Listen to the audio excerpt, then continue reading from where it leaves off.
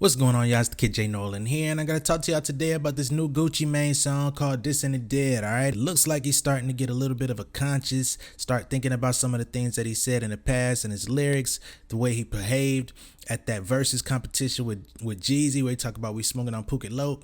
Ever since he said that, that became a huge trend in hip hop where everybody is now talking about smoking on their dead enemies. You know what I mean? So now Gucci has this new song, Dissin the Dead, basically saying the young rappers need to stop dissing the dead, need to stop using that terminology. So let's do the lyrical breakdown of everything that Gucci's trying to get across in this song, all right? So in the chorus he says, I know my tongue is a sword, I know I should be more careful with shit that I said. I feel like I started a trend, they never gonna stop, they gonna keep dissing the dead. None of this shit is pretend, this shit is for real. A nigga get shot in the head, young niggas wigging on pills and going on drills. We need to stop dissing the dead. So the song starts off and it feels like a conscious rap record, you know what I'm saying? Of course, it got a trap beat, it got that old school Gucci feel to it, but he's trying to put a message in there, you know what I mean? And of course, the song is called Dissin the Dead. He's addressing the fact that he started this trend, right? So then he goes to the verse. We need to stop killing each other. The innocent children get hit, people's sisters and brothers. That's what the preacher man said to his mother. Traumatized child, so he pissed on the covers. You know, so he starts off the verse basically quoting the preacher who says we need to stop killing each other. The innocent children get hit, people's sisters and brothers. That's when you go to a funeral or when you go to these candlelight vigils and stuff for the youth that are being killed by gun violence. You know, you always got the preacher who talks about how this stuff needs to end before they start actually talking about the character of the child. But then you got the traumatized child who may have witnessed it or may have lost somebody close to them, and now they're peeing in the bed, right? So he puts on the covers. Everything sweet till it happened to him. My youngin' like Shaq and he play by the rim. Don't aim for the 10, but it knock off your limbs. Can't even go to school because they shot up the gym. Once you go through that situation, a lot of folks go to the dark side. You know what I'm saying? This youngin' like Shaq and he play by the rim. Don't aim for the Tims. Like, he ain't aiming for your feet, but he'll knock off your limbs. Can't even go to school because they shot up the gym. So now the school ain't safe. You know what I mean? Consider the lick and you walk with a limp. Better be lucky you walking at all. Don't bring up my name if a killing involved. These niggas be 12 but be breaking the law. You know? So it's like, okay, knocked off your limb.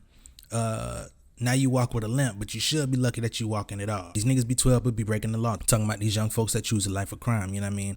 And this is where it starts to take a turn. Nigga dissed me and we went in his job. Went in his pocket and went in his car. All the subliminals pissing me off. My shooter's on call and I pass him the ball.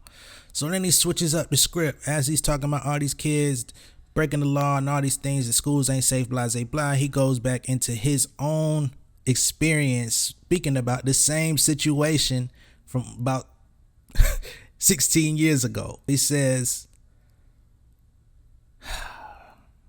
nigga dissed me and we went in his job.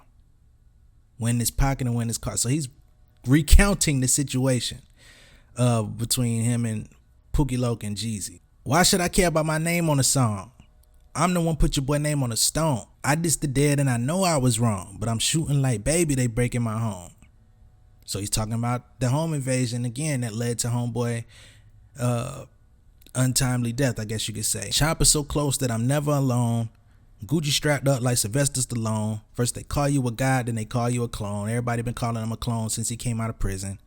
But my plug trying to bring that dope in on a drone. So as you can see, this was a conscious record for about 40 seconds.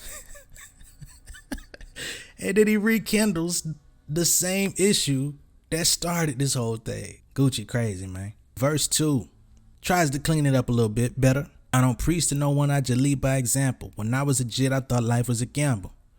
You catch a charge, now your life is in shambles. Daddy in jail, but your son needing pampers. So now he's giving you the rundown of how it goes when you get caught up in the system.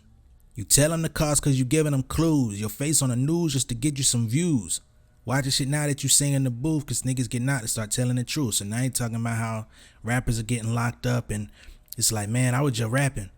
These really the ones over there that be doing the stuff that I'm rapping about though. Put me in your mention to get some attention. These niggas be gimmicks trying to make up an image. He dissing and wishing somebody would listen, but niggas will snitch on themselves in a minute. That's self-explanatory. Free all my artists, let them out of prison. Talking about the rappers in jail right now.